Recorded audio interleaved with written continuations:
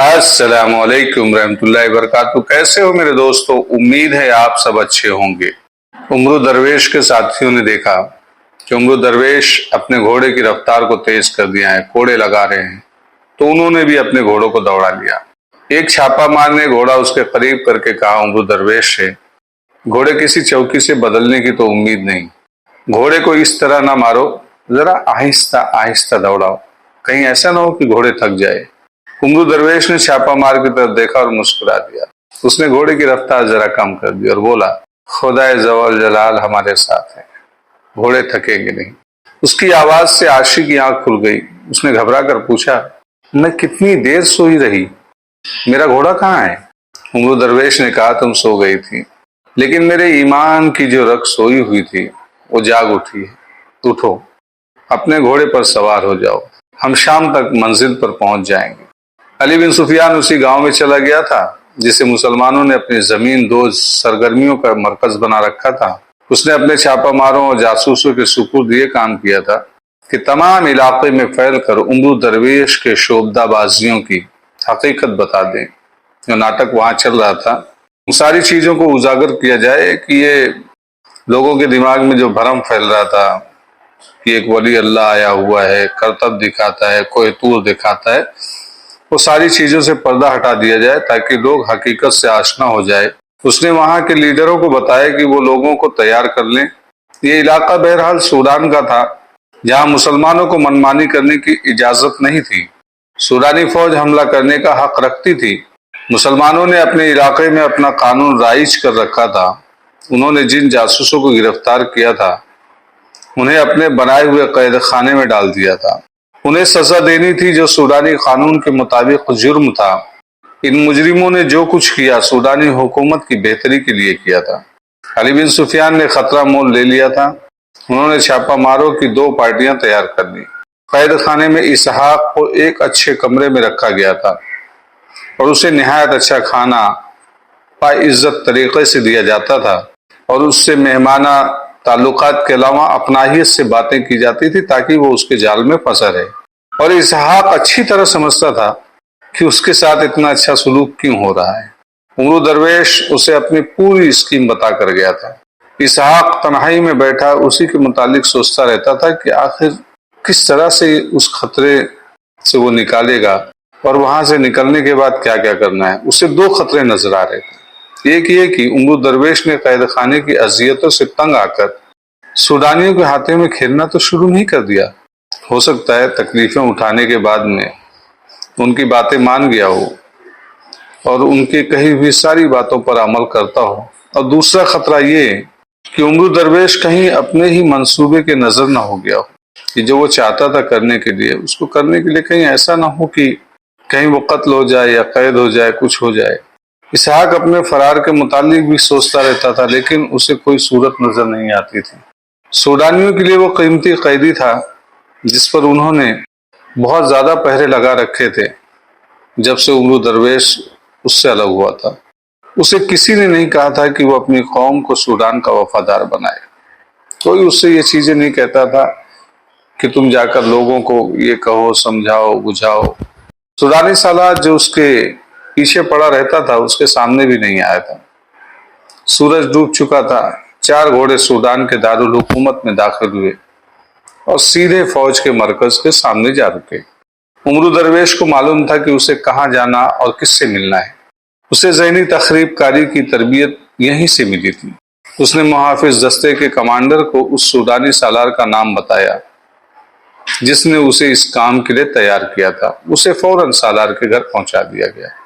सूडानी सालार ने उसे देखते ही कहा, नाकाम लौटे हो या कोई अच्छी खबर लाए हो?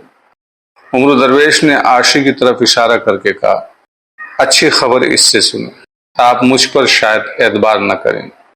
आशी थकन से चूर पलंग पर गिर पड़ी और मुस्कुरा रही थी। उसने उमरू दरवेश से कहा, इन्हें सारी बात खुद ही बताओ और जरा जल्दी करो, हमारे पास इतना वक्त नहीं है।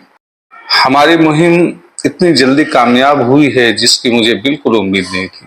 उमरू दरवेश ने कहा और पूरी तफसील से सुनाया कि उसने किस तरह पानी को आग लगाई और तूर के जलवे दिखाए हैं। और उसके बोलने का जो अंदाज था उसने मुझे तो हैरान ही कर दिया था। عاشی نے عمرو درویش کے متعلق کہا، لوگ اس کے شعبدے سے اتنے متاثر ہوئے جتنے اس کی زبان سے۔ کیا آپ کو ابھی تک کوئی بتانے نہیں آیا کہ وہاں ہم نے کس حد تک کامیابی حاصل کر لی ہے؟ عمرو درویش نے پوچھا۔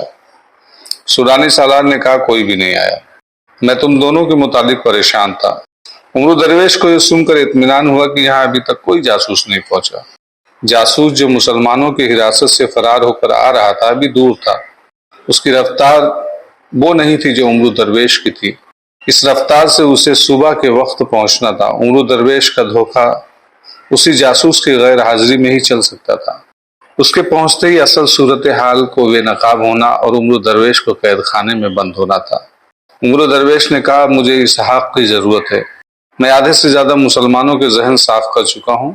میں نے انہیں اس پر آمادہ کر لیا ہے کہ وہ سوڈان کے وفادار ہو جائیں۔ میں نے صلاح الدین ایوبی کے خلاف نفرت اور دشمنی پیدا کر دی ہے۔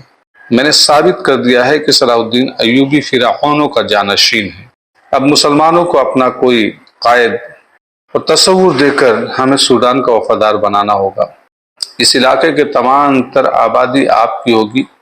میں نے وہاں معلوم کیا ہے اور میں خود بھی جانتا ہوں کہ یہ قائد اسحاق کے سوا اور کوئی نہیں ہو سکتا۔ لیڈر جو ہوگا وہ اسحاق ہوگا، اسے وہاں کے مسلمان پیر اور پیغمبر مانتے ہیں۔ سودانی سالار نے کہا، مگر اسحاق سے منوائے کون؟ میں اسے اس خطے کی عمارت کے لالچ دے چکا ہوں، اسے ایسی اذیتیں دی ہیں، تکلیفیں دی ہیں جو گھوڑا بھی برداشت نہیں کر سکتا۔ عاشی بھی ناکام ہو چکی ہے، اب مجھے کوشش کرنے دیں۔ عمرو درویش نے کہا، اسے قید خانے سے نکال کر اسی کمرے میں بھیج دو جہاں آپ نے اسے ایک بار رکھا تھا اور مجھے بھی رکھا تھا۔ آپ اس کے دشمن ہیں، میں اس کا ساتھی ہوں۔ کیا وہاں عاشی کو ایک بار پھر آزماؤ گے؟ سودانی سالار نے پوچھا۔ نہیں، عمرو درویش نے جواب دیا، میں اب اپنی زبان کا جادو آزماؤں گا۔ اسے اگر ابھی اس کمرے میں لے جائیں، مجھے امید ہے کہ میں صبح تک اسے اپنے جال میں پھانس لوں گا اور وہ پھنس بھی جائے گا۔ میرے پاس زیادہ وقت نہیں، اس علاقے سے میری غیر حاضری اچھی نہیں ہونی چاہیے، اور لمبی ہو جائے گی تو پھر بیکار ہو جائے گا۔ آپ جانتے ہیں کہ وہاں میرے جاسوس بھی ہیں جو میری جاسوسی کر رہے ہیں۔ میں نے وہاں جو جادو چلایا ہے اسے مصری جاسوس میرے غیر حاضری میں بیکار کر سکتے ہیں۔ سودانی سالار نے ان دو چھاپہ ماروں کے متعلق پوچھا۔ عمرو درویش کے ساتھ تھے جو آئے تھے، اس نے بتایا کہ یہ اس کے محافظ اور مرید ہیں اور یہ اس کے ساتھ رضاکارانہ طور پر آئے ہیں۔ وہ ایک عمارت کا خوشنما کمرہ تھا جس میں اسحاق کو لایا گیا۔ سالار خود اسحاق کو قید خانے میں سے لانے کے لیے گیا تھا۔ اس نے اسحاق سے کہا تھا، میں تمہاری قومی جذبے اور ایمان کا قائل ہو گیا ہوں۔ تمہارا ایک دوست عمرو درویش تم سے ملنے کا خواہش مند ہے۔ میں چاہتا ہوں کہ تمہاری ملاقات اچھے ماحول میں ہو۔ مجھے قید خانے سے زیادہ غلیظ اور جہنمی ماحول اور تمہارے محلات سے زیادہ دل فریب ماحول اپنی راہ سے ہٹا نہیں سکتے۔ اسحاق نے کہا، مجھے تہہ خانے میں لے چلو یا بالا خانے میں اپنا ایمان نہیں بیچوں گا۔ سودانی سالار ہنس پڑا اور اسے اس کمرے میں لے گیا جہاں عمرو درویش اس کے انتظار میں موجود تھا۔ سودانی سالار بھی کمرے میں رہا۔ تمہارا چہرہ بتا رہا ہے کہ تم نے ان کافروں کے ہاتھ اپنا ایمان بیچ ڈالا ہے، اسحاق نے عمرو درویش سے کہا۔ تمہارے چہرے کی رونق اور آنکھوں کی چمک بتا رہی ہے کہ تم بہت دنوں سے قید خانے سے باہر گھوم پھر رہے ہو۔ مجھ سے کیوں ملنا چاہتے ہو؟ میں تمہارے چہرے پر بھی یہی رونق اور آنکھوں میں یہی چمک دیکھنا چاہتا ہوں جو تم میرے چہرے پر اور آنکھوں میں دیکھ رہے ہو۔ عمرو درویش نے کہا، ذرا مجھے مہلت دو، ذرا سی دیر کے لیے اپنا دل اور اپنا ذہن مجھے دے دو، تحمل اور اطمینان سے میری بات سنو۔ سودانی سالار پاس کھڑا تھا، وہ خطرہ مول نہیں لینا چاہتا تھا۔ اسحاق اس کا نہایت اہم قیدی تھا اور عمرو درویش بھی قیدی ہی تھا۔ عمرو درویش کا دھوکہ بھی ہو سکتا تھا۔ وہ ان دونوں کو ایک ایسے کمرے میں آزاد نہیں چھوڑ سکتا تھا جو قید خانے کا کمرہ نہیں تھا۔ اس نے 4 سنتریوں کا انتظام کر دیا۔ وہ کمرے کے سامنے کھڑے تھے اور وہ پچھلے دروازے کے سامنے۔ برچھیوں اور تلواروں کے علاوہ انہیں تیر و کمان بھی دیے گئے تھے تاکہ فرار کی کوشش کرے اگر یہ لوگ تو کامیاب نہ ہو سکے۔ عمرو درویش چاہتا تھا کہ سالار وہاں سے چلا جائے، مگر سالار وہاں سے ہٹتا نظر نہیں آ رہا تھا۔ اس کی موجودگی میں عمرو درویش اسحاق کو بتا نہیں سکتا تھا کہ اس کا منصوبہ کیا ہے۔ عاشی کو سودانی سالار نے نہانے دھونے اور آرام کے لیے اسی عمارت کے کمرے میں بھیج دیا تھا۔